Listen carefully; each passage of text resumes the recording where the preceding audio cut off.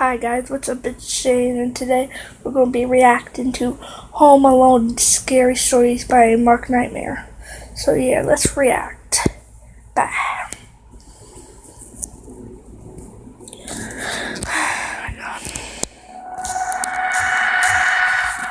An 18-year-old boy named Liam was home alone for a whole week when his dad and stepmom went on their honeymoon. That's bad parenting. While playing video games in his brother's old bedroom, who had since moved out, he could hear a kind of scraping noise that seemed to be coming from outside.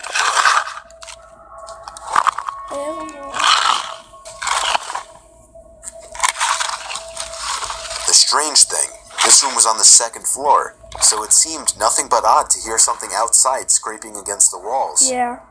He tried to ignore it by turning the video game up louder, but the scraping sounds only became more apparent. He decided to finally look out the window, but it was too dark to really see anything. He left the window open a crack to better hear the noise if it persisted. What the heck? Oh, screw Liam that! spun around to discover the window was now open, and someone was crawling into the room through it. He was able to push the intruder back out the window before he could fully make it into the room, who then fell 2 stories down into the bushes below. He apparently wasn't too injured, as he was gone within minutes. Wow.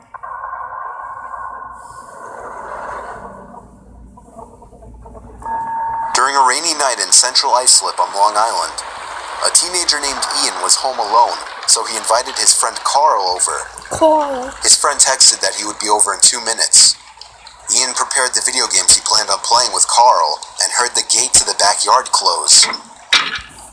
Confused as to why Carl went out back, Ian went out to the backyard.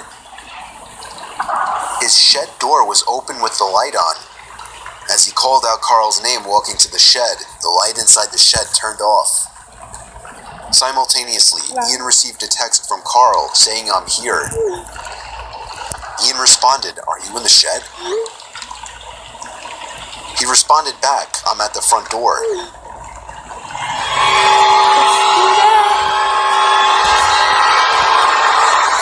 As Ian looked up, the door to the shed pulled shut with force.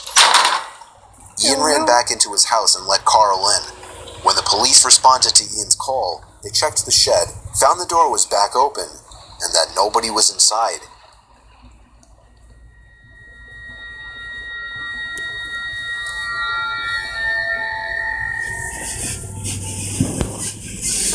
"45-year-old Chris was supposed to be working late for the night, so his family went out to eat dinner without him.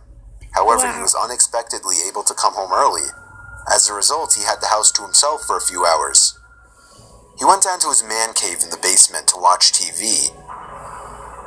That was when he heard the backyard basement window flap open, and someone stuck their head inside, peering around the room. He hid behind the couch until the person shut the window. Chris ran upstairs with a baseball bat and shut off all the lights. He waited in the kitchen, which was by the back door. Somebody suddenly reached their arm through the pet door in an attempt to unlock the door. Chris swung the baseball bat as hard as he could at the person's arm, causing them to scream and flee. That same night, sirens roared down the street and stopped at a neighborhood house. It turned out one of Chris's neighbors 3 doors down had been murdered, and when his wife came home, she found the house was ransacked with missing valuables everywhere. And then she found her husband, dead on the kitchen floor with a stab wound in the back of his head.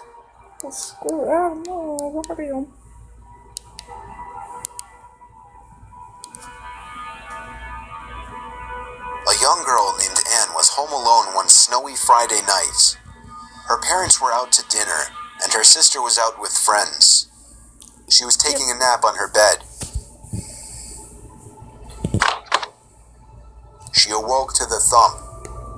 She was sure it came from her closet door, so she got up and bravely opened it.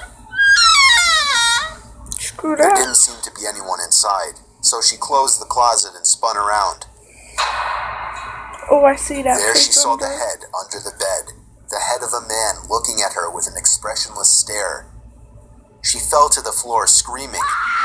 That's when the closet doors behind her opened, and someone grabbed her and pulled her in. Whoa. The man from under the bed emerged and approached her as she was being held down. Wow. The two of them carried her downstairs where they put tape over her mouth and tied her arms together. One checked to make sure the coast was clear before carrying her outside, where they planned to put her in their car's trunk. However, about halfway to their car, a large group of teenagers came riding down on their bikes and witnessed it all. Some of them were screaming for help, while some of them got off their bikes and started to slowly approach the two men. Jeez. They knew they wouldn't get away with it now, so they dropped in, jumped into their car, and sped away. She was completely awake and conscious throughout all of this.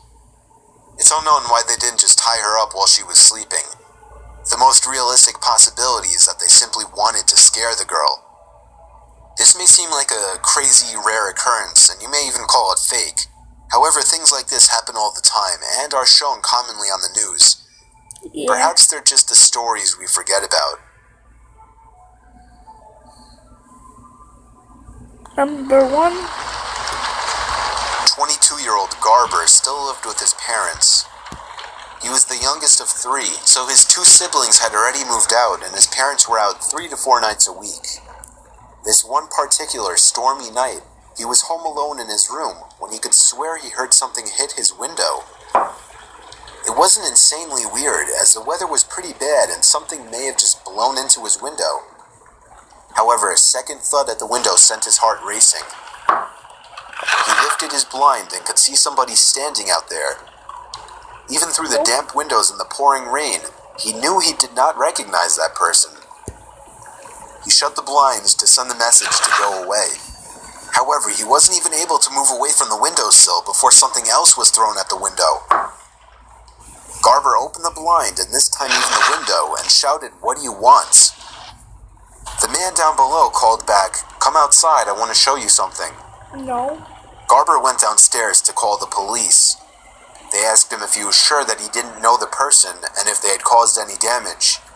The 911 operator asked Garber to call back if the person continued to harass him or showed signs of wanting to break in. Yeah. Garber hung up the phone. He wanted to see a better view from down in the kitchen, so he opened the kitchen blinds. Garber called the police right back and informed them that the man was standing at his kitchen window and to send somebody right away. The next time he looked back at the kitchen window, the man was gone. That was the last time Garber ever saw that man.